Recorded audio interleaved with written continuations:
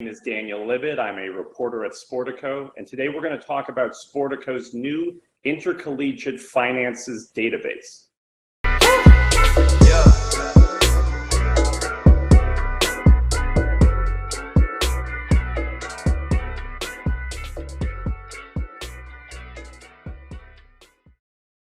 So the data we've used for our database comes from the membership financial services reporting platform that schools input data about their revenues and expenses to the NCAA on an annual basis.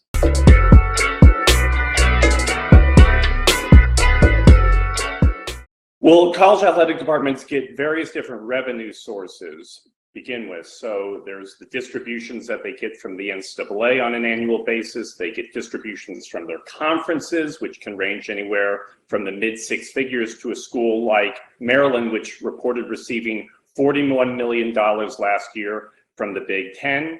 For big time schools like Ohio State, ticket sales are a big component of those revenues. Ohio State reported receiving $66 million last year in ticket sales, primarily from their football program. Contributions from donors, major FBS programs regularly report receiving somewhere in the $30 to $60 million range of revenue that they tag contributions. For smaller schools, a lot of the money comes from either the campus or the state, direct institutional support. For example, Central Michigan counted $55 million of its revenue coming from main campus to the athletics department.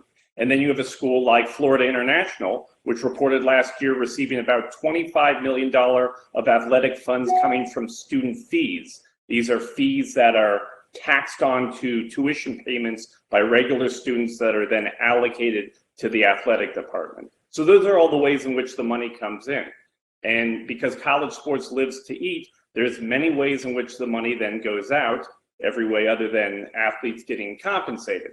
So for many athletic departments, one of the main ways in which money is spent is on coaching salaries. This accounts for tens of millions of dollars for a number of different athletics departments.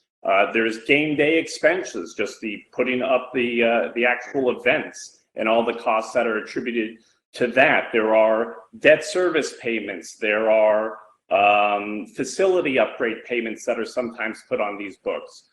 So what we see for most athletic departments is that they spend all, or if not more, than the money that they receive on an annual basis. This is not an enterprise that lives to conserve resources.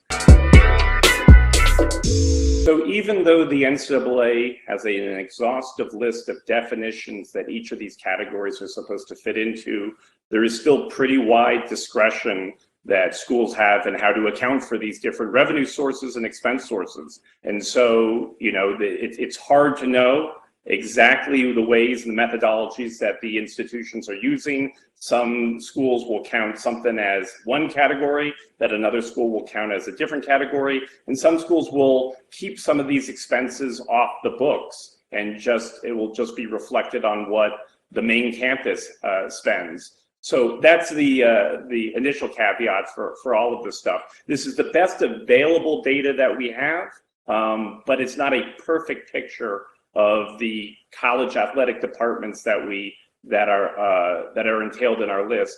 And to that point, there's also outlier data. So one of the big examples, if you look at our database, is in 2020. Oregon reported athletic revenue in excess of $391 million.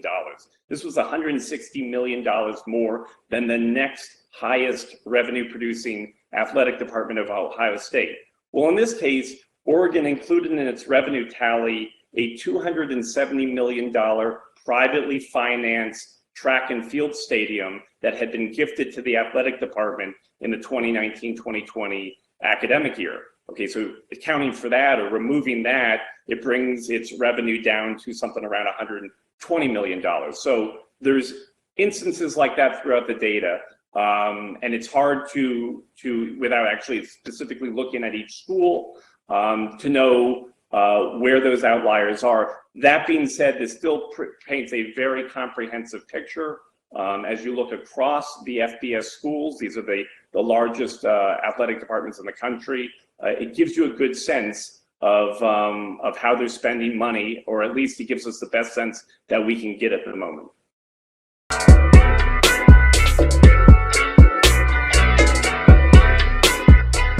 You'll see in the database that some schools will show a negative total in terms of the amount of money that they've spent versus the amount of money that they've received. This is one of the limitations of the database. We don't actually then see how this money is reconciled, and this is an issue in college sports. Sometimes this is reconciled because the institution will transfer additional monies or give an interest-free loan to the athletic department. Sometimes booster funds will be used. So it can be all different sorts of ways in which money is, deficits are made up for. And oftentimes athletic departments just carry deficits from year to year to year. And so the money is never really made up for. Thanks so much for watching. This has been an episode of Sportico Teaches. If you want to check out our database, which I would encourage you to do, head on over to sportico.com. You can also see all of our fantastic content related to sports business.